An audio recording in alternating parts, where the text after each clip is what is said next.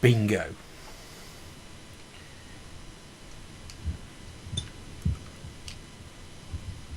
Safe battery use. I probably ought to get some batteries that fit this hand grenade. They're getting a little bit dented at the bottom. The ickle ones. Yeah, only a little bit dented. Do you only ickle? That would be the thing. Ickle.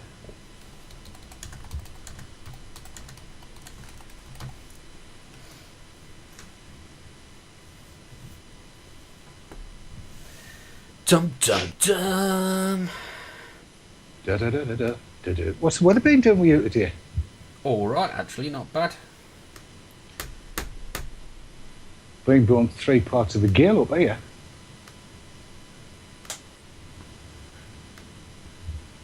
What the hell?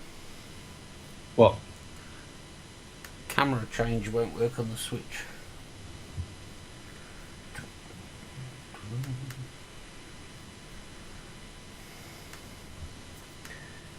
Oh, don't you love it, eh? What? Is it connected? Yeah.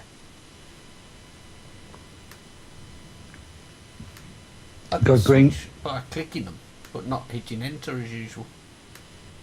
Spacebar.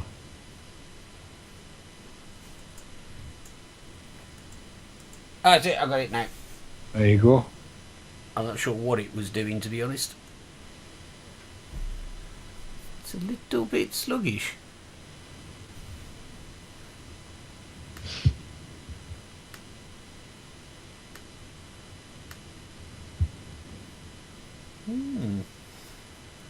Very strange. But it is essentially working now. Working is always good. That'll do for me. Right, okay. Give us a count to 5, Dave. 1, 2, 3, 4, 5.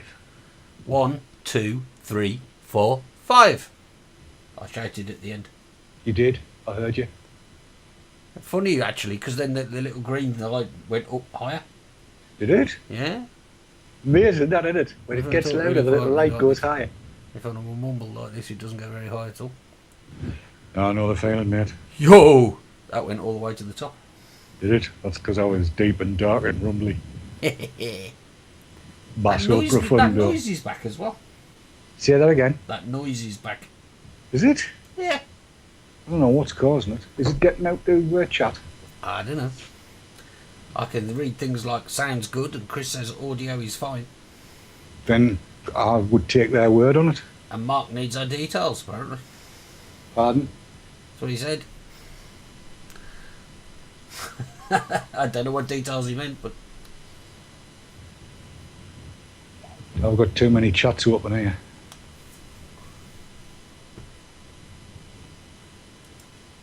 That's quieting down. I've pulled my bloody wire out again. Have I? No.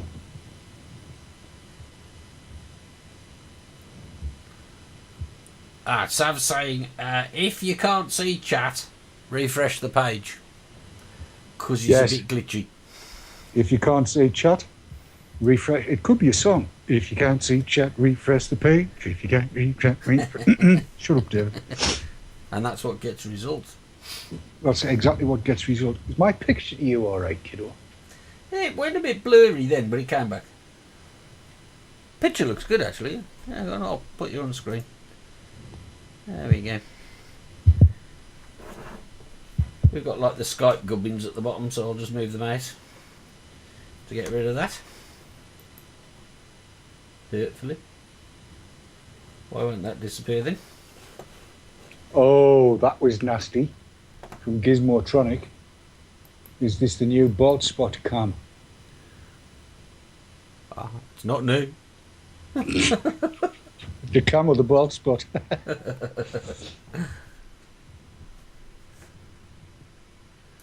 Dun, dun, dun, dun, dun.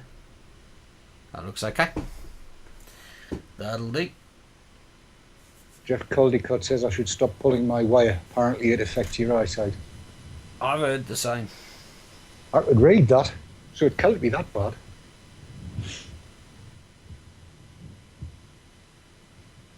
there is definitely some interference of some kind of noise ingress Just a sec. in this ear system, and I'm not sure where it's coming from. Could be coming from this end for all I know.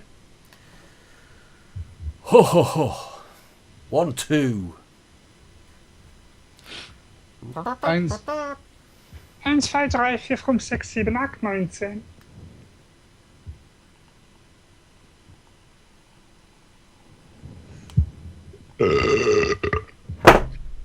Oh dear. better out than him. That fell over.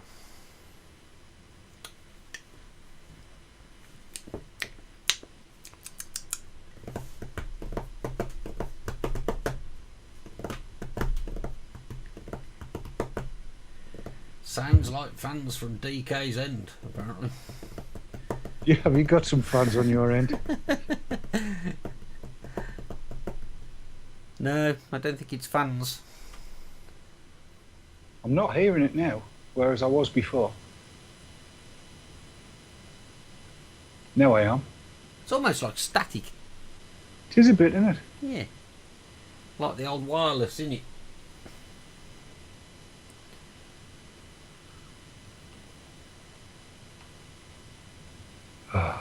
Now chat's not scrolling for me. God, that's going down too quick. No such thing, Dave. Reddit.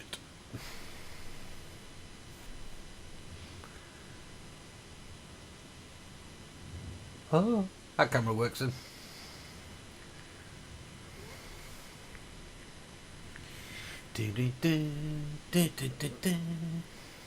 Let's play the ident.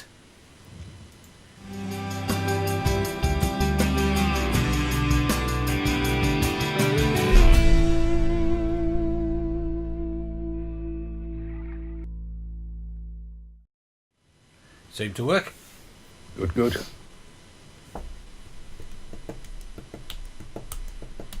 Funny moaning sounds when you speak. Yeah. People have said that to me before. It's silence watching a porn.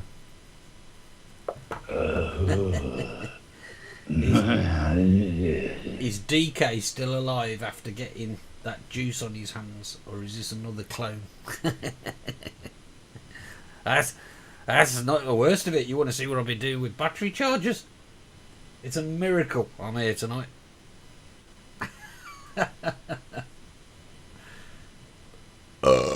Oh dear. Totally Liquid's just preempted something we're going to talk about. Ah!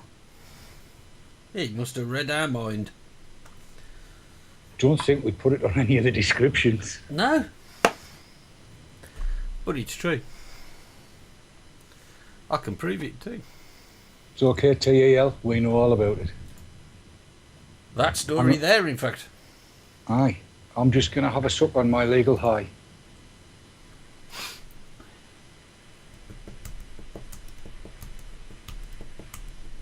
Legal high. He wants his money back if this is porn. Shall I flash my arse at him? Will that work?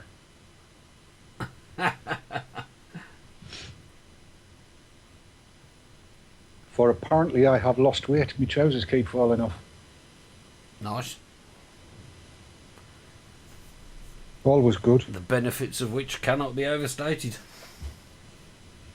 Or underestimated.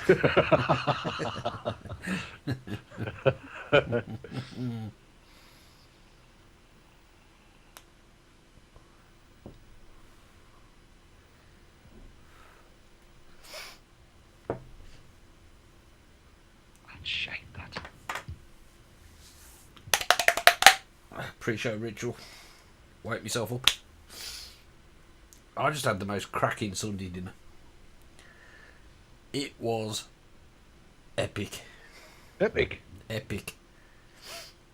We had fresh line-caught salmon, pan-fried, with a slight herb crust, homegrown new potatoes, with chestnuts and peas, and that went together really rather nicely. Sounds very nice. We weren't sure whether chestnuts and salmon would go together well, but they did.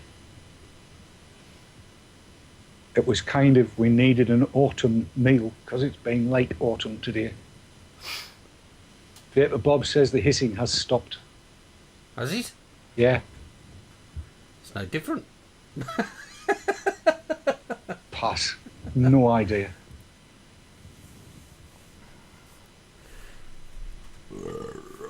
We had roast beef. And it was fine. Damn fine. I do like a bit of dead cow. Bit And of Vapor topside Bob. dead cow. Vapor Bob said Andy's back. Ah, This is a Skype thing. Hang on. I think so. I shall attempt to make some alterations to Skype in preferentials. Automatically adjust microphone settings. They are, oh, that's worse. Is that worse? Yeah, maybe. Yeah, it is, isn't it? Right.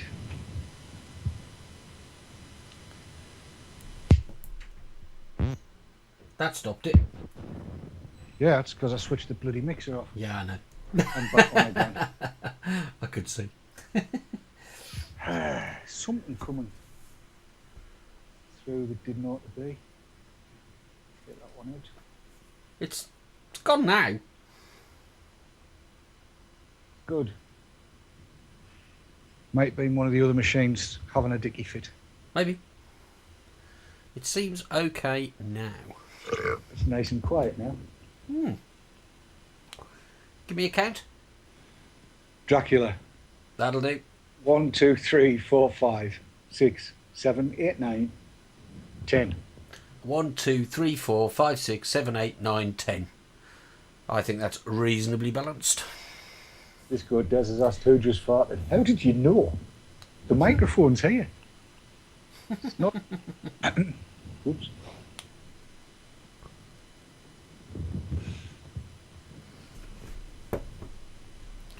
Da, da, da, da, da, da, da. Shall we put the bug up? Oh, I don't tell you that. Right, here we go. Bug's up. Ba-ding.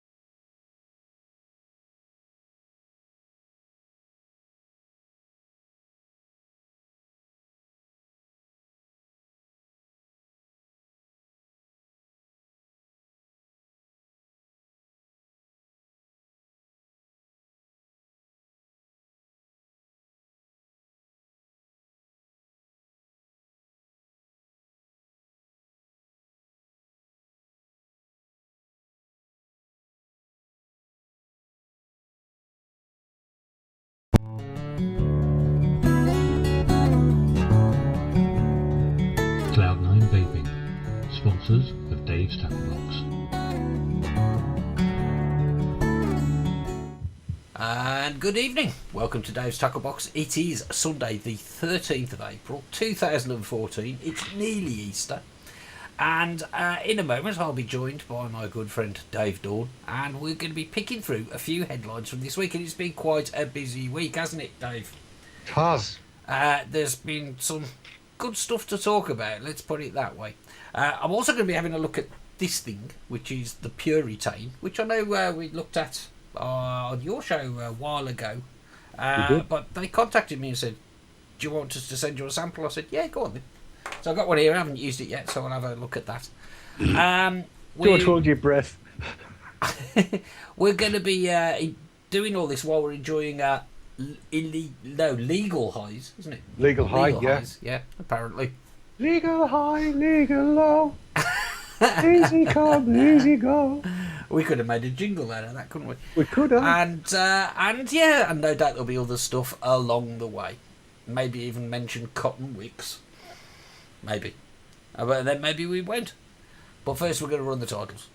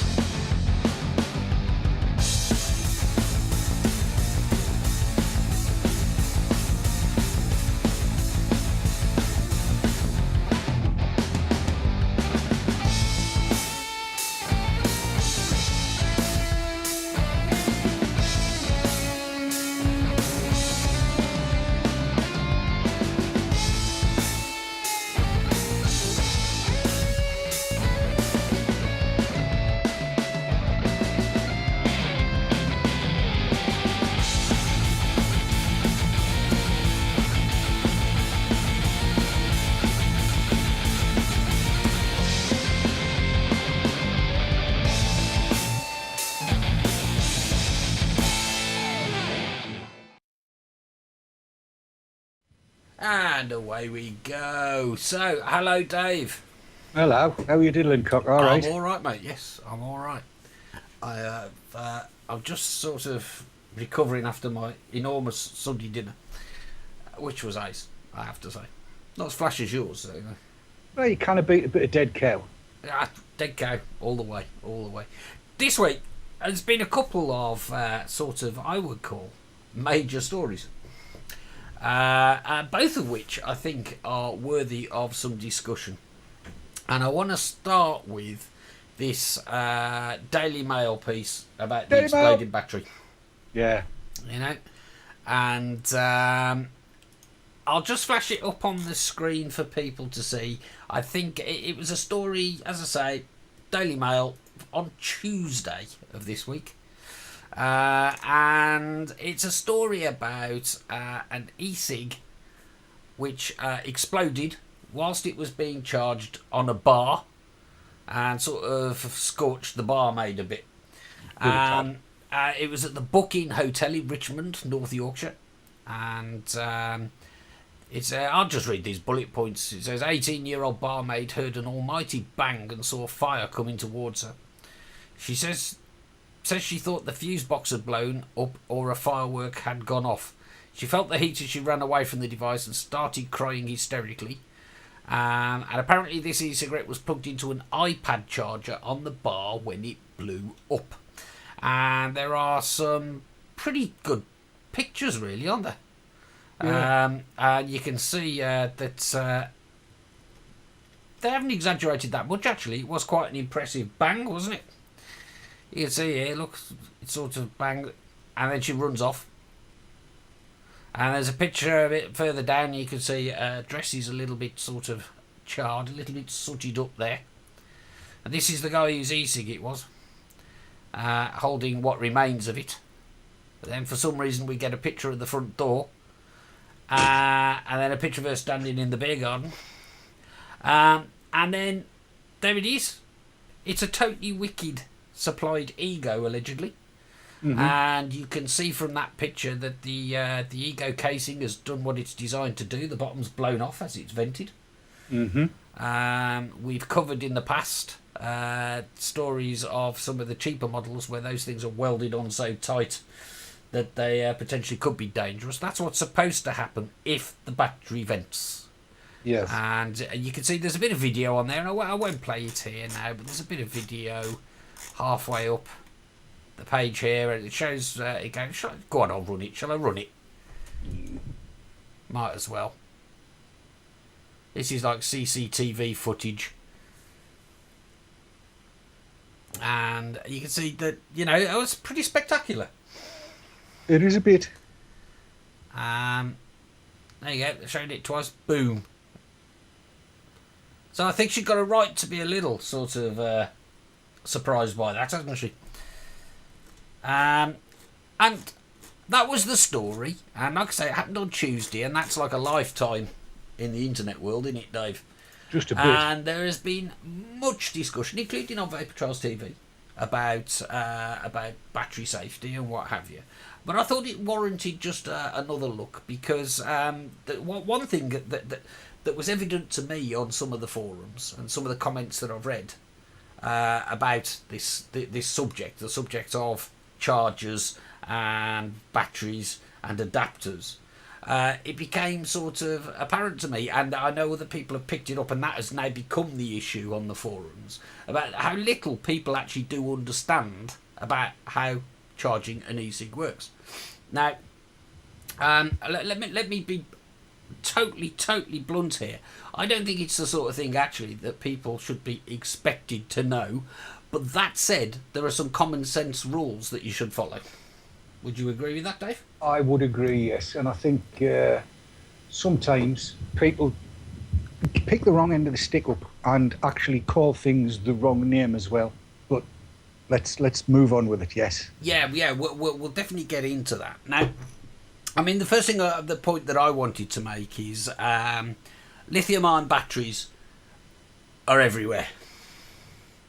Absolutely everywhere. And from time to... They're in your mobile phones, they're in your laptop, they're in just about any mobile device you've got, because lithium-ion is the best technology we've got at the moment, isn't it?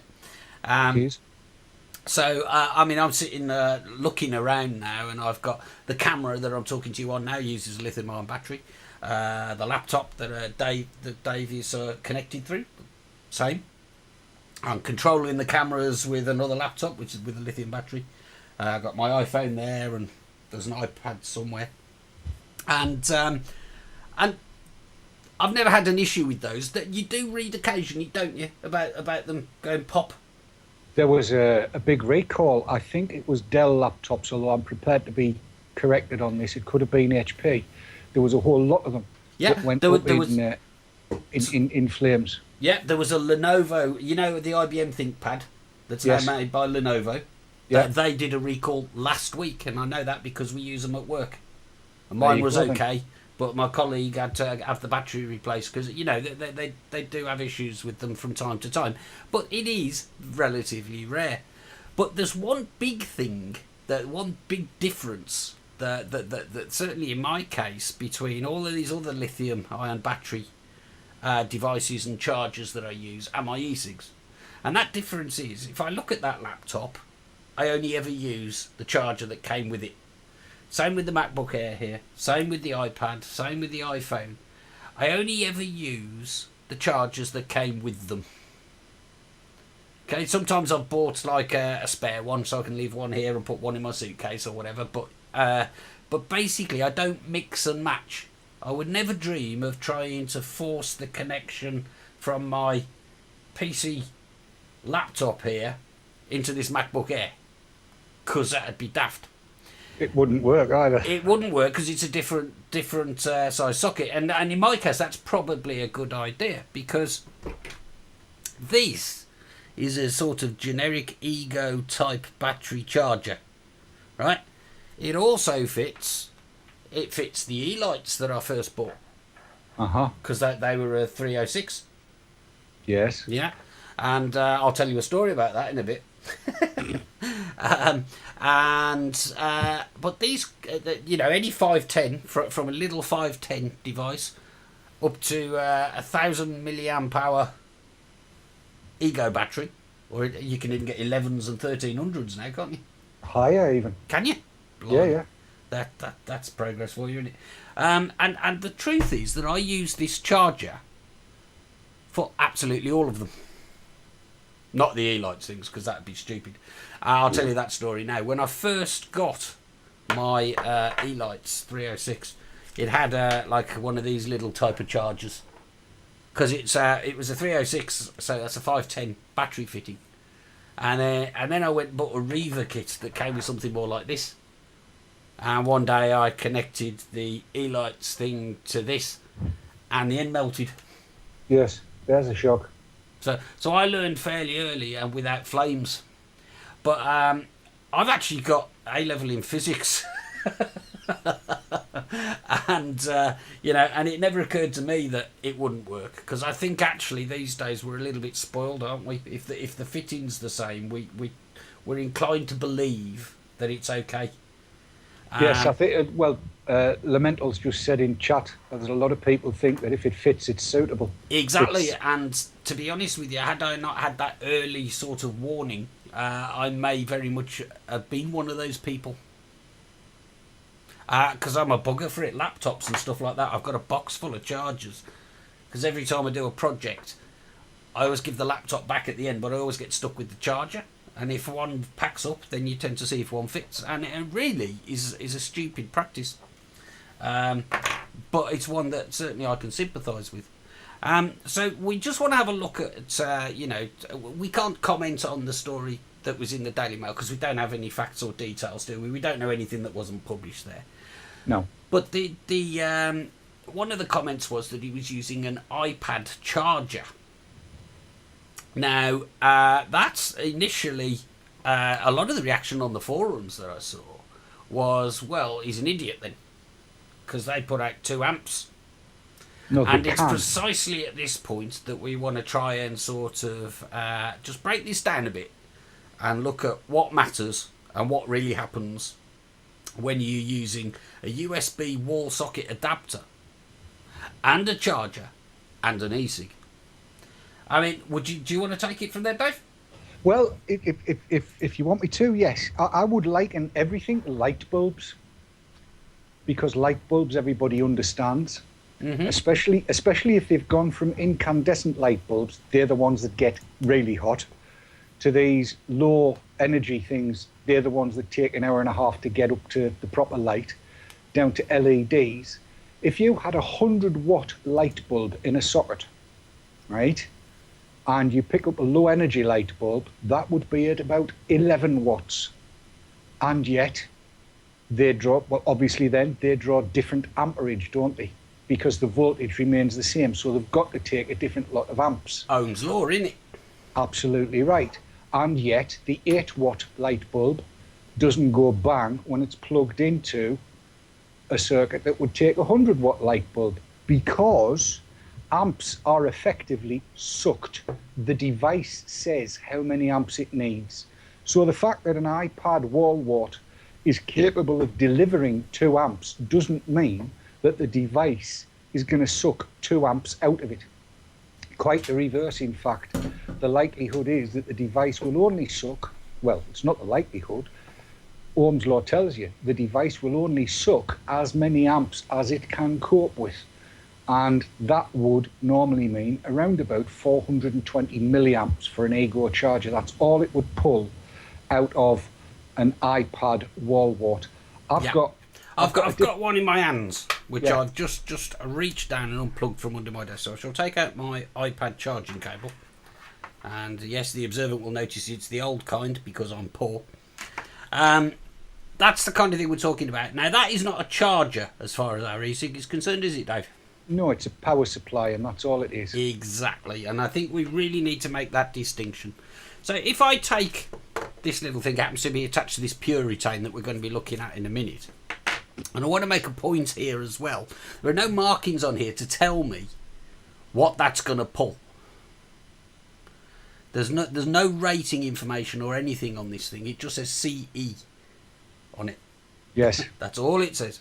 The Ego one that I've got here, it's an unbranded one, and I genuinely cannot remember which kit it came with. I like it because the thread's exposed and it's easy to clean on this one. So I don't know if you can see if I hold that up to the camera, but a lot of them, the thread is kind of recessed, and you can get juice and stuff in there, and you can. This one is exposed, so I clean it because that's important, isn't it, Dave? Keeping the connections clean. Well, yeah, absolutely, because anything that gets between the 2 contacts is going to change the characteristics of the current flow. It can change the voltage, and the charging cable should have a voltage sensing circuit in it. And if that changes the potential difference across those 2 contacts, it's going to find a different voltage, and that's just going to confuse things. Yeah. Got to keep them clean. Got to. And same goes for the top of your battery when you come to charge that. I mean, I don't know. I think most vapors probably have a piece of tissue paper within arm's reach most of the time. because you do get little splashes of juice about. All I do is I wipe the top of the battery like that. I wipe the thread, and I know I'm going to have a decent enough connection there, and I make sure that isn't loose, because you want a good firm contact. You want it to be consistent. But point we're making is that is just a power supply. That is your charger. I can't see me ever having any problems with that.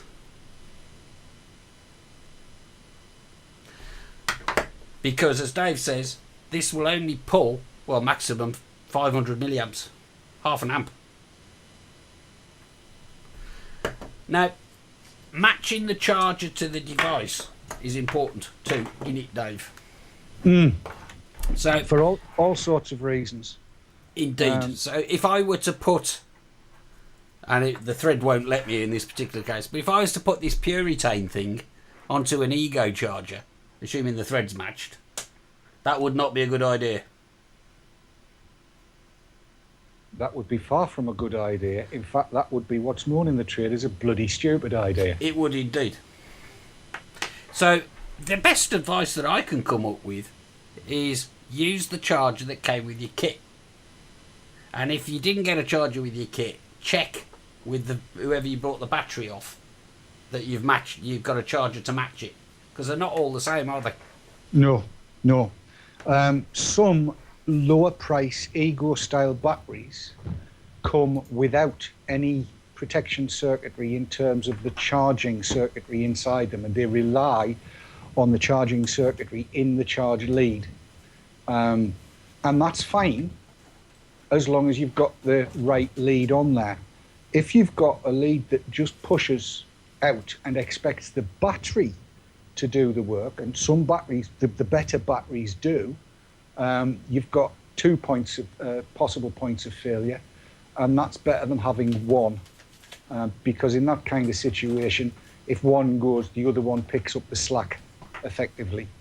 So yes, always work with the charging lead or dongle that came with your e-cig. And I would go so far as to suggest that if it's like the Puritane one, and I have one here, which has no markings on it at all, it's probably a good idea to go back to Boots and say, excuse me, this actually doesn't conform to CE markings, because it should have the output voltage marked on it, and it should have the output amperage to the battery marked on it, so that you can check.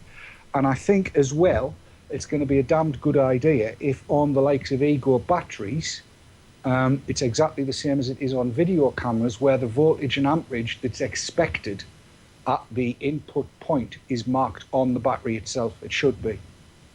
Yeah, it's a damn good point you make there. I wasn't actually sure what the legality of the markings were on here, but there's certainly no instructions on the packet either. The only thing it says about the charger at all is it says, before use, charge the battery by screwing it into the USB adapter and plugging it into the USB supporting device. The LED will illuminate whilst charging. When the light turns off, your e-cigarette battery is fully charged and ready to use. A full charge takes approximately 2 hours. That means that the charging circuitry for the Puritane is in the battery itself. Yeah. There is no indication on the charging dongle. Exactly. So that charging dongle, if it had an Ego thread on, and you used it on one of the cheaper Ego style batteries that doesn't have charging circuitry in it, then you're cruising for a bruising. Certainly seems that way, doesn't it? So it's probably just as well that the Puritane thread is archaic and not in use these days on anything sensible. Now, it gets a little... it's probably not so much these days. If you've bought your kit within the last sort of year or something, it's probably less of an issue than it was. But I've got these sort of Ego-style chargers, right, that were actually for 510s. This one's 500 milliamp rated. But I've actually seen them as low as, what, I think it's 200 or something? 200 and something? The original 510 was 280 milliamps.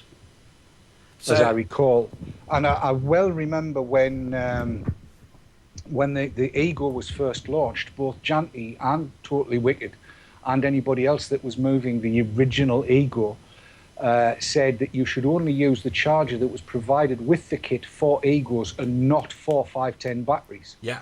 Because the charger itself was capable of passing more current through to the batteries, and the batteries didn't have any charging circuitry in them.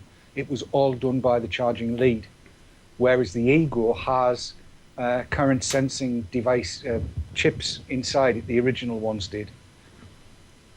So just to sort of come round full circle on that one, if we go back to this poor guy and this poor barmaid who had the thing explode, and thankfully she wasn't hurt, and there was no fire started or anything like that.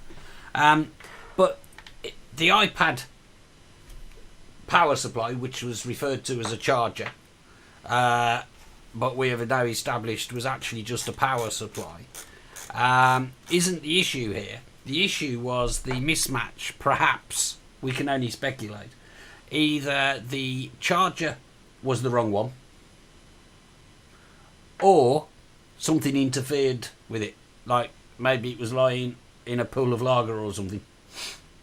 That's entirely possible as well. Because it was on a bar. But Yes. I mean, we can only speculate. We don't know.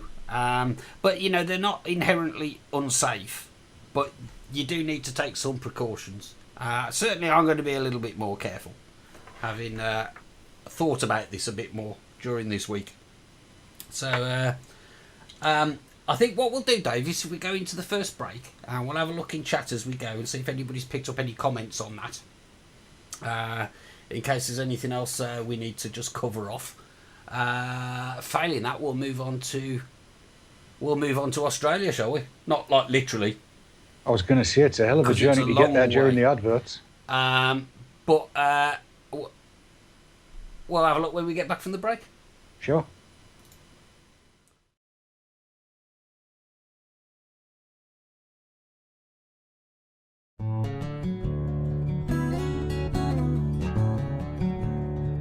Cloud9 Vaping, sponsors of Dave's Tacklebox.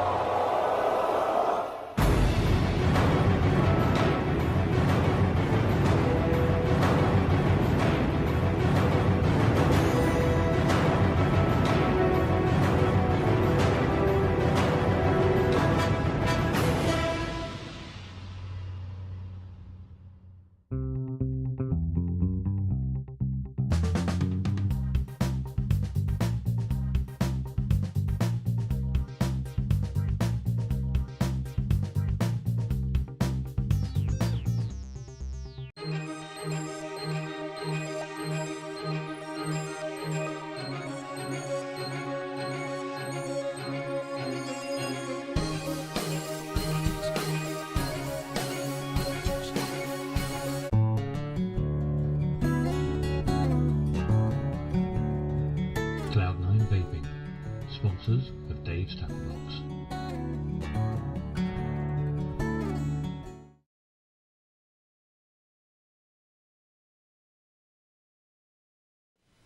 And welcome back.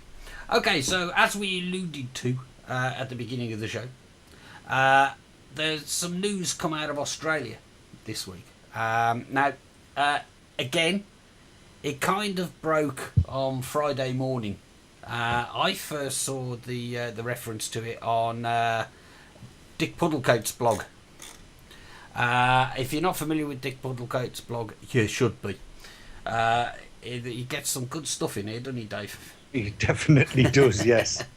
And even not everything's e-cig related, but everything that I've read makes you think normally.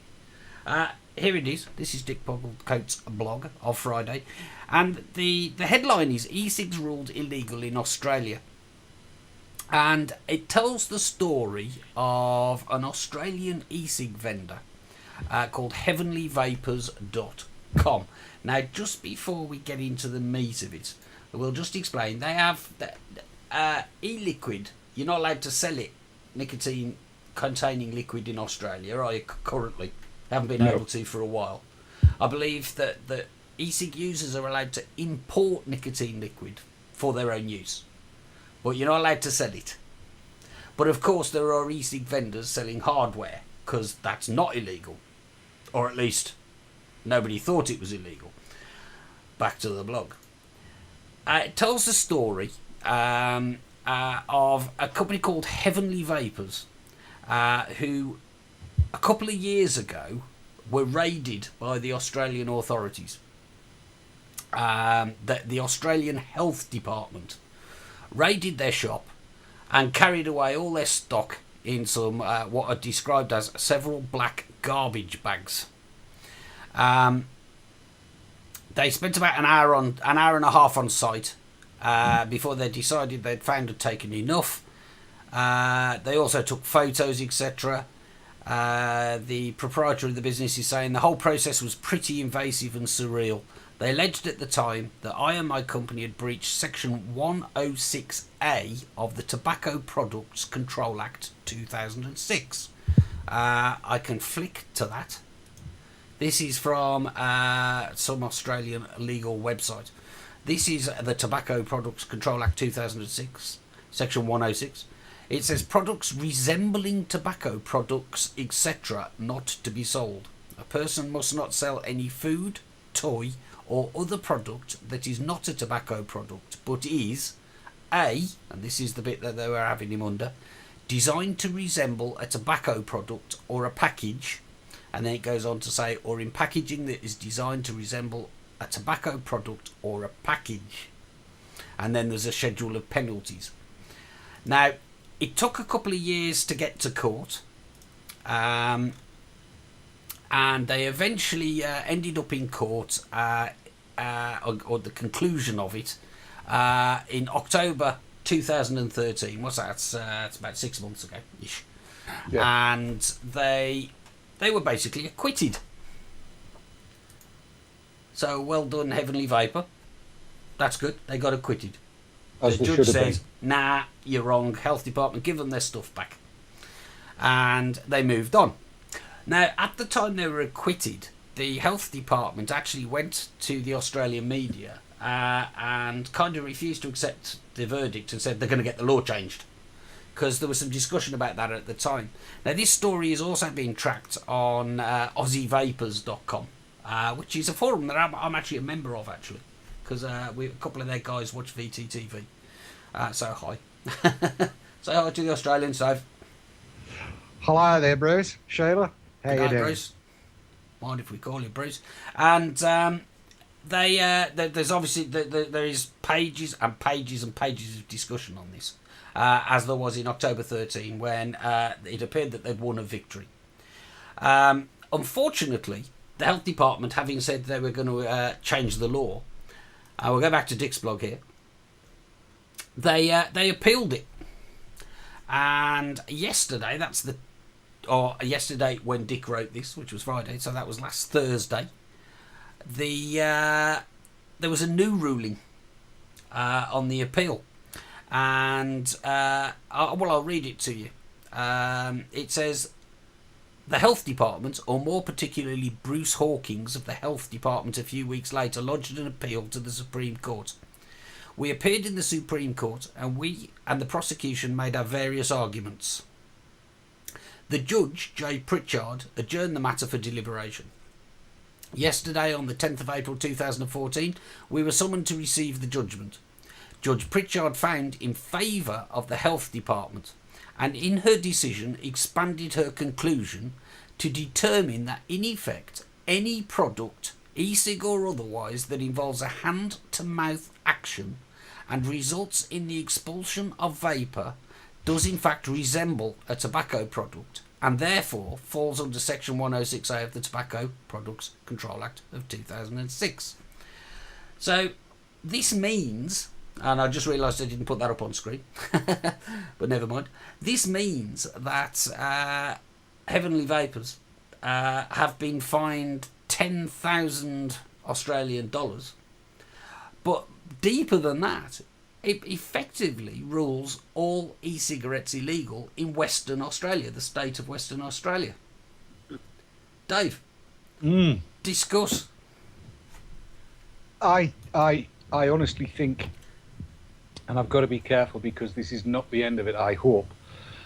I really do think that the judge in the Court of Appeal has got that massively wrong. I sat and read through the whole of the judgment earlier on today, and I cannot believe the contortions and twisting that they've gone through in order to come up with this judgment. For instance, under that judgment, were you to be sucking on a biro in cold weather and exhaling, so it looked as though you were exhaling smoke, that would be enough of a resemblance for her judgment to ban biros. It's ridiculous. It is completely, totally and utterly ridiculous, and it does need to be attacked. It needs to be fought. They need to find the money from somewhere and get it going. I wish Cliff Clark was around, Cliffy, because he's just come back from Australia, and he said he had no bother at all over there. This seems like a concerted effort on behalf of public health in Australia to do what they tried to do originally and get e-cigs banned. It's beyond belief. Well, absolutely beyond belief. And I'm having to be very, very measured in my words here, because I really want to say that somebody's been got at financially, but you just can't. Yeah, you just can't. This is really incredibly worrying, isn't it? Because this is a legal system that resembles very closely our own. Okay, it's a state level decision that's been made, and effectively now the health department has the power basically to go and seize anything they fancy, including biros on cold days. Well, yes, exactly right. And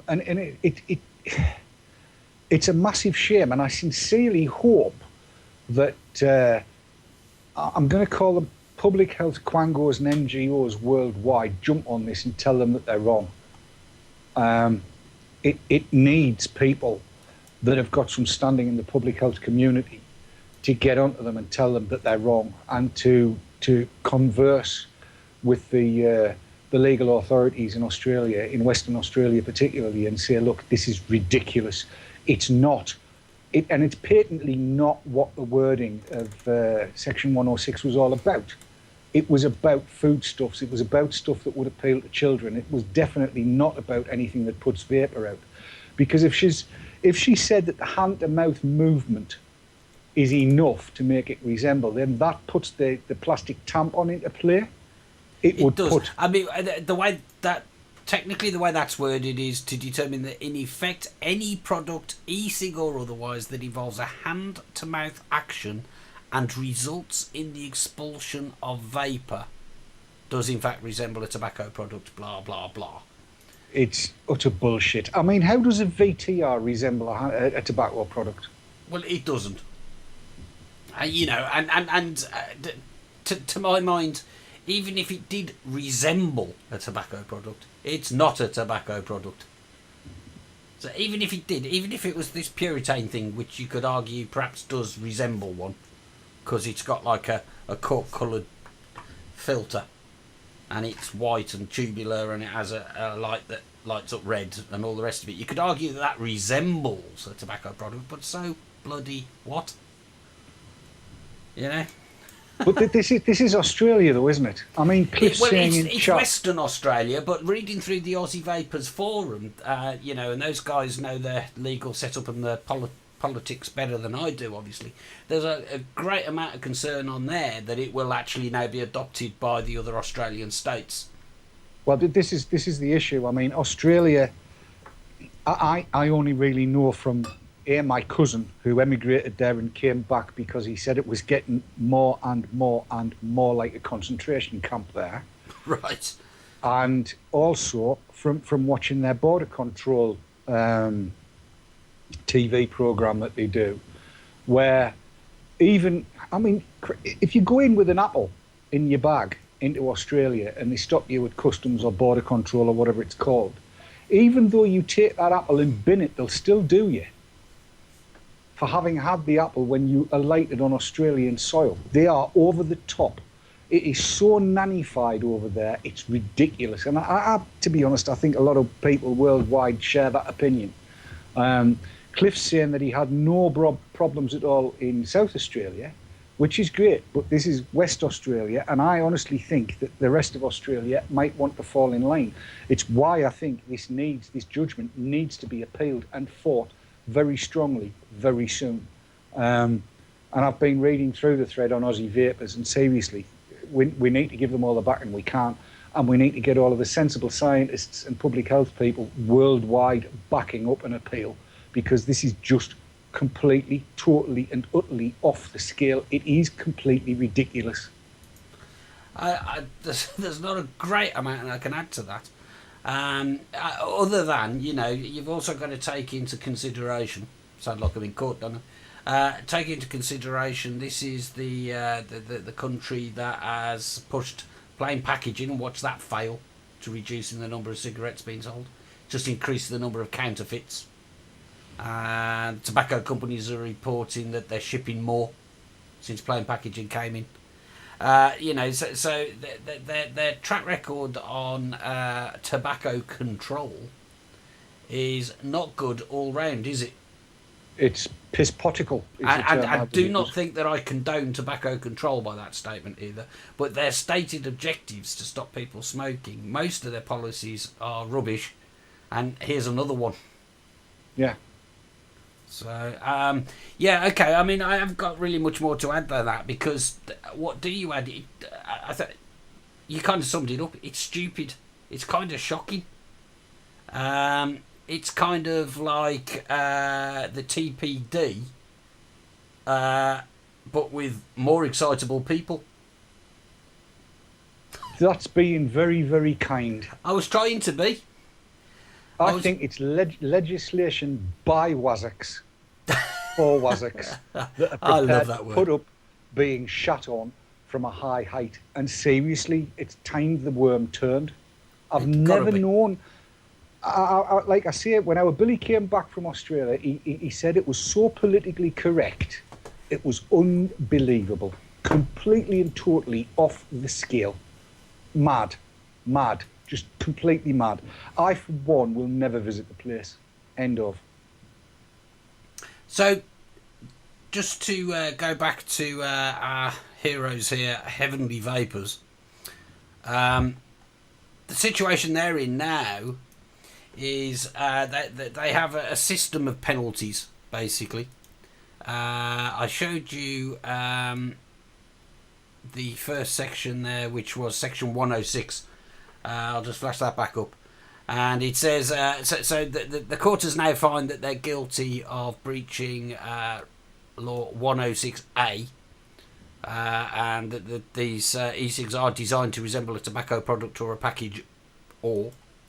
If you go and have a look at the penalties on page 15, for a first offence, you get a fine of $10,000. So they've had that fine since they lost the appeal. And if they do it again for a second or subsequent offence, they get a $20,000 fine. So if you read through the thread on Aussie Vapors, you'll see that they're now in a real difficult situation. Do they carry on trading and incur these costs on top of the legal fees and everything they've had to incur so far, or do they just call it a day? So my thoughts go out to those guys, and let's hope that, as you say, Dave, they do manage to organise some resistance and get some sanity reintroduced to the process. Yes. I really, really feel for our cousins in Oz. I really, really do. The worm needs to turn. Civil disobedience, break the bloody law. And there's a lesson in there for those people who think it can't happen here as well. Oh God, yes. But we'll leave you with that thought. We'll take our second break, and when we come back, we've got another story to look at about legal highs. And we're also going to have a look at this Puritane thing. See you in a minute.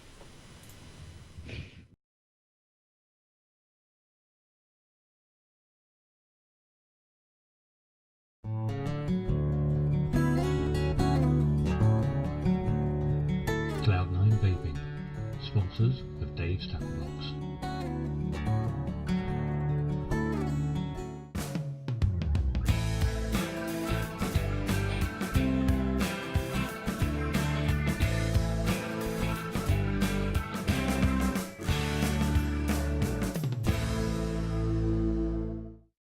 iVapour and iVapour Elixir, based in Yorkshire, for your e-cig needs. That's iVapour.co.uk and iVapour-elixir.co.uk. iVapour and iVapour-elixir.co.uk, proud sponsors of VapourTrails.tv.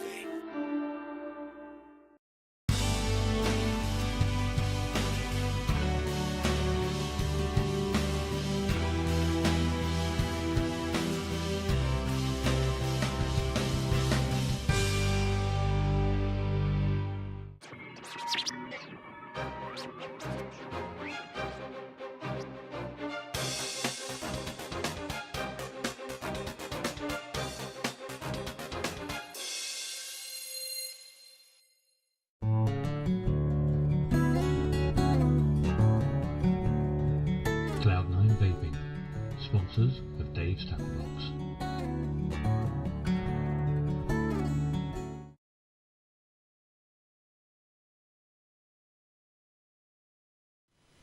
And welcome back.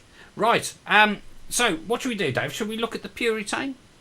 Or shall we talk about legal highs? Well, apparently a Puritane is a legal high. Nicely done.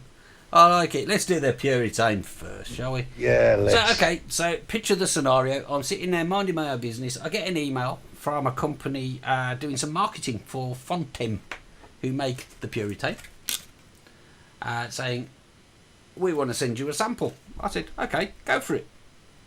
And they said, what strength? I said, strongest you've got, which is 20 milligram. So they sent it along. And you've already seen this once tonight. It's got a little USB charger.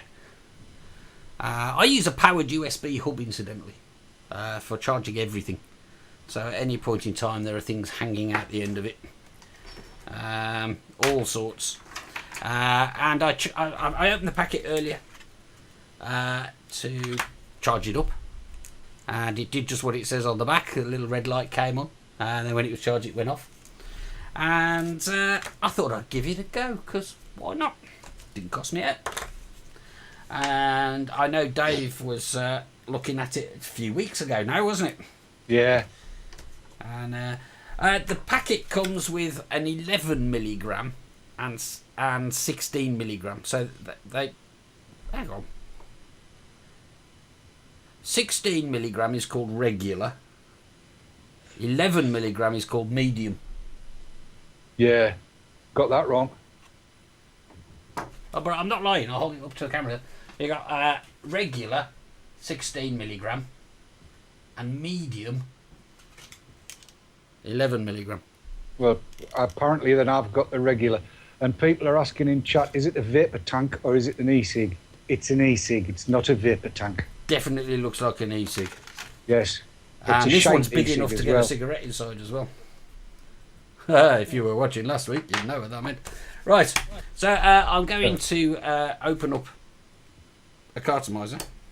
Because I've not tried this. I haven't tried the disposable version or not. What I can tell you is that these arrived yesterday morning, and coincidentally I was in Boots in Derby yesterday afternoon, and they had them on the shelf behind the medicine counter. Not the pharmacy bit exactly, but you know where they put like the codeine and stuff like that. The stuff you have to ask for. They were on the shelf there. Kind of stuck out the way, actually. If I hadn't been looking for them, I'm not sure I'd have noticed them. And this kit with the battery and the charger and the regular and medium cartomizer was £22.99, I believe. My God, you got a penny off. And, well, I didn't pay for it. And then this was like £8.99, £9 for 2 cartos. So I haven't tried them yet, but I did read the little card earlier on the back. It says it's equivalent to about 35 regular cigarettes. And it's got a little asterisk, and it says a bit further down, it says it's equivalent means that 10 puffs lasts approximately as long as one regular size filter cigarette. That's what it says. So we can deduce from that there should be 350 puffs. There's not. I'd be surprised. So I'm screwing onto this for the first time a 20 milligram This is called Full Strength. Original flavour. Smooth taste. Pharmaceutical grade nicotine. Puff equivalent of 70 cigarettes. Ah, because there's 2 of them. Yes. Ah, clever. But this one says 35 and there's 2 on here as well. Aye. Here's the big question. Can your lass make a bread poultice? Because I'm going to need one, am I? You're going to need one on the back of your neck to get a decent draw out of this. Let's try it. Here goes.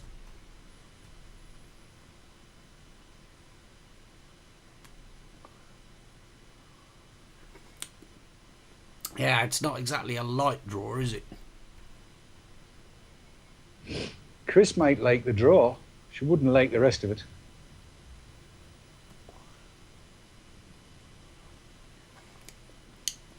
Okay, well, there's no hit whatsoever, really, is there? It's very, very mild. I think you're being kind. Maybe it just needs breaking in a bit. This one's broken in and it's still shite.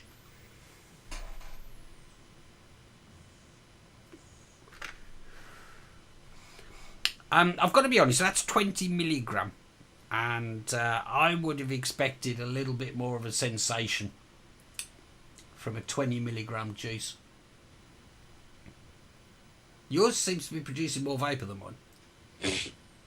Well, hang on. Let's do a back to back.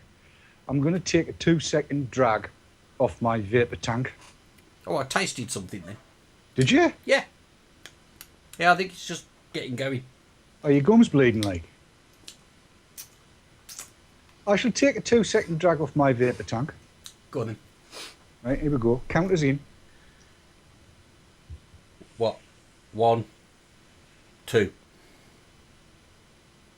That was a 2-second drag off my vapor tank. Right. I will now take a 2-second drag off my Puritane, which I've been dragging at to warm it up. Here we go. Count us in. 1, 2. I was generous. It wasn't. Jesus. No, Whip It Up 69, you can't enlarge the air hole. It has twin bum holes at the lighty end. You can try blocking one off to see if you can get it a bit thicker, but quite frankly, it's not worth the effort, because if you do that, you need 2 bread poultices on the back of your neck to get a draw. Horrible thing. Disgustipating. It's not got a very strong flavour, has it? No. I'm severely unimpressed. Yeah, I have to be honest, and I'll be as kind as I can be, because they were kind enough to contact me. They knew what we were going to do, and they contacted me nonetheless, and I told them I was going to do it on VTTV, and they were familiar with VTTV, so I assume they know that these aren't the kind of things we would normally use. Uh-huh. But I will be kind. And what I will say is that I don't think that anybody that buys that for the first time is going to be particularly impressed, particularly at the asking price. There's 32 quid's worth of kit here, if you buy it over the counter at Boots. And I'll be honest, I don't think it performs particularly well. I'd rather have a Vibe. Yeah. For 32 quid, you can get a Filipino bride. What? To go and pick you a Vibe up? Yeah, probably. It's a seriously underperforming piece of kit, in my view. I'm sure that's cutting off after about 5 or 6 seconds as well. Oh, it has a cut off on it. It's definitely, it's not. I'm dragging away like a good name and getting nothing out of it. That's cutting off after about 5 or 6 seconds. And the fact that I need to drag it for that long tells you everything. But here we go, hang on. Count this then, ready? 3, 2, 1, go. 1 elephant, 2 elephant, stop. No, I meant till it cuts out. Oh, it's, yeah, well. I'll do it to your camera. I'll do it to your camera, right? Do it to my camera. Right, can you see? Right. 1, elephant 2, elephant 3, elephant 4, gone.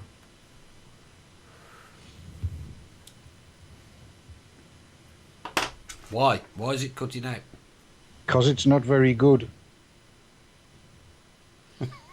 As Gary Woods just said, he's seen more steam from one of his dog's turds. Probably tastes nicer as well. For 32 quid, you could quite happily get one of the new Vision spinners or an Ego twist. No problem at all. And a proper charging lead and a couple of CE4s and be a lot better off than you would be with this bloody stupid thing. Seriously, it's not good. But I dare bet they would probably get a marketing authorisation for it because it doesn't work. Well, except the charger's got no markings on it or anything. Well, yes, I don't think it conforms to regulation, but there you go. Yeah, I have to say I'm not impressed really with that.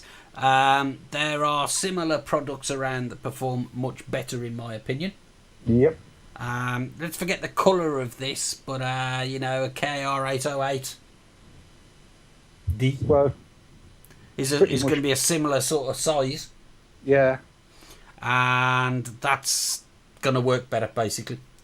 Again, there's no technical information about the battery at all, as there isn't with the charger. So I don't know how many milliamp hours that battery will store, but it ain't going to be enough to persevere with these cartridges, I don't think. No. I would just say, don't go there. As legal highs go, it's very low. Yes, David, why do you keep referring to this as a legal high? Well, apparently that's what they are in some portions of Northamptonshire, I believe. Okay, so this is a story. Legal high. Legal low. This is a story from the Northampton Chronicle. There it is, look. And it's got a picture of something that looks a bit like this, actually. Not quite. It's got a wavy line on it. Is it a Vipe in that picture? Maybe? I'm not sure. Could be, can't see it yet. It's not a very good picture, actually. Even on my screen, my monitor here, it's blurred. But this is a story about e-cigarettes are banned in pubs across Northampton. I'll read it. A debate is gathering steam. Do you see what they did there? Oh, clever. As more people are being shown the door for vaping in public places across Northampton. A number of businesses and organisations in the town are treating vaporisers as normal cigarettes because they still give a casual image of smoking that can have a negative influence on young people. So, except they can't. But although manufacturers have experienced a boom in sales following the smoking ban, many pubs and businesses ban e-cigarettes. One pub said that vaporisers were not permitted on the premises as they treated them as a legal high.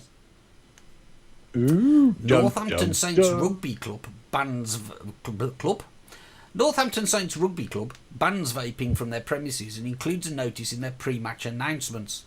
Public Health Manager at Northamptonshire County Council Pam Berry said, "We recognise that lots of people use vaporisers and evidence shows they cause less harm than normal cigarettes and can help people stop smoking.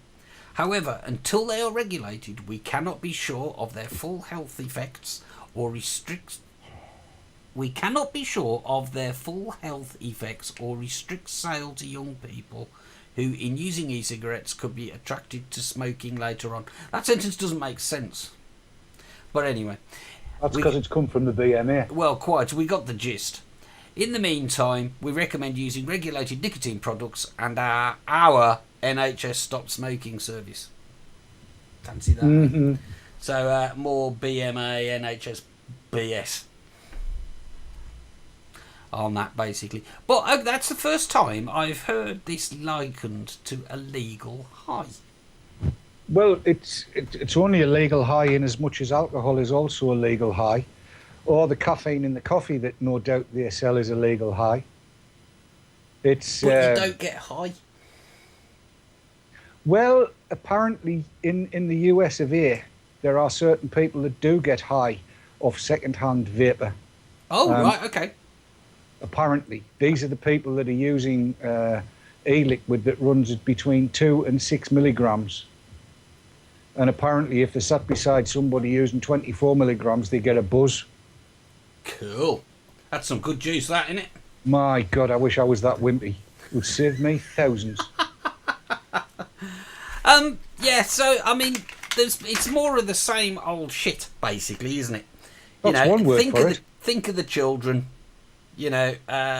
Somebody using this will make children start smoking, blah, blah, blah, blah. Hang on, what are children doing in pubs? That's a good point, isn't it? That's a very good point. You know, I mean, seriously, honestly, it really is time these people started to think using their brain cell, and I say that singularly, because apparently they haven't been issued with the full set. There's a lot of these people are playing, a few cards short of a full deck, a sandwich short of a picnic. They're not even thinking. There is. We should read the end of this piece as well. It says, but the idea of banning the use of e-cigarettes in public places has upset many who argue that it will damage business for local pubs and is an infringement on human freedom, which of course it is. Steve Cowie from Abington said, I've been told not to vape in restaurants, but when I asked to see a sign or a policy, they have nothing. Once I was even told over a supermarket tannoy system to put it away. And to stop vaping, yeah. This is unfair and discriminating. E-cigs are a brilliant way to stop people smoking the real thing, and as an asthmatic, they have allowed me to smoke without having any health problems. And smoke is in inverted commas, so we'll forgive that one. Mm. But, so there is a little bit of balance there, I suppose. But I just can't get over that legal high comment. I mean, what a load of old cobblers. Do you see what I did there? Northampton cobblers, get it? Yeah. Oh, clever. That was a historical reference. Oh, yeah, right. Okay, so we could do a competition and give this Puritane away. Nobody will enter. I know. Why would anybody want one?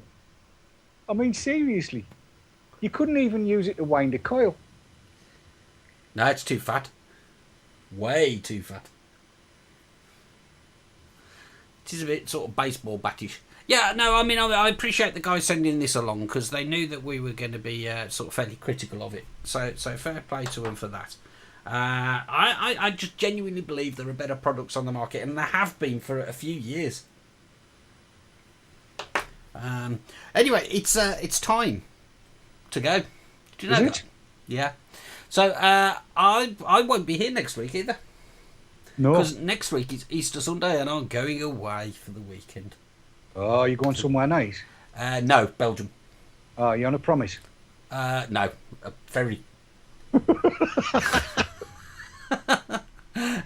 No, we're going to Bruges and I'm sure it'll be lovely. Because have you seen the film In Bruges? Yeah. Yeah. Bruges is a shithole. You could at least wait till we get there before you start calling it. Yeah. Yeah. So we're going to Bruges for the weekend. So if you're in Bruges, say hi. So I'll be back in 2 weeks. You're back a little bit quicker than that because you're back tomorrow, aren't you? I am. And until then, we better wrap it up, really. Yes. So Dave, thank you very much for joining me again. It's no been problem. Good fun. We've put the world to rights again. We're good at that. And what are you reading? I'm just reading some of the chat, and now is the time to say goodbye. It is indeed. Now is the time to yield our side. Yield it. Yield it. So good night, everybody. And thanks for watching. Bye. Bye.